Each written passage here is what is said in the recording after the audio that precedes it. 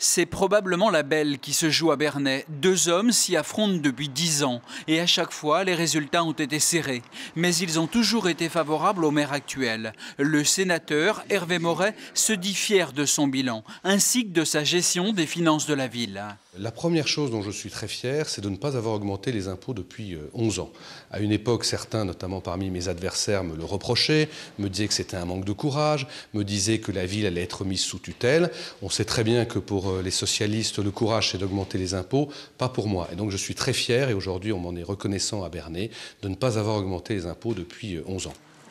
À la tête d'une liste d'union de la droite, du centre et des indépendants, Hervé Moret met en avant les derniers actes de son mandat. La restauration du cœur de ville, le recrutement d'un médecin, la mise en place d'une police municipale. Il souhaite poursuivre le travail qu'il effectue depuis 2003. Son adversaire depuis cette date est Gilles Launay. En 2009, lors d'une élection partielle, 89 voix séparaient les listes menées par les deux hommes. Selon Gilles Launay, la ville perd des habitants et s'endette. Ma seule ambition, c'est Bernay et les Bernayens. Je ne m'en sers pas comme marchepied pour une hypothétique carrière nationale. Il a constitué l'ensemble des investissements de la ville sur l'endettement. Nous avons un endettement qui est de 1 600 € par Bernayen, alors que la moyenne de la strate est de 930.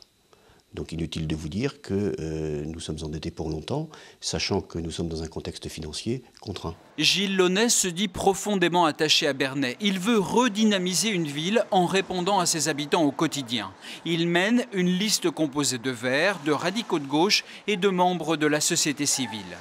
Mais la gauche part divisée lors de cette élection. Conseiller municipal et présent lors de la plupart des scrutins, Pascal Ditch conduira une liste à la gauche de la gauche. Selon lui, les conditions ne sont pas réunies pour être sur une liste commune avec le Parti socialiste. Aujourd'hui, ce qui divise la gauche, c'est la politique du gouvernement. C'est une politique d'austérité que nous condamnons, que nous ne partageons pas.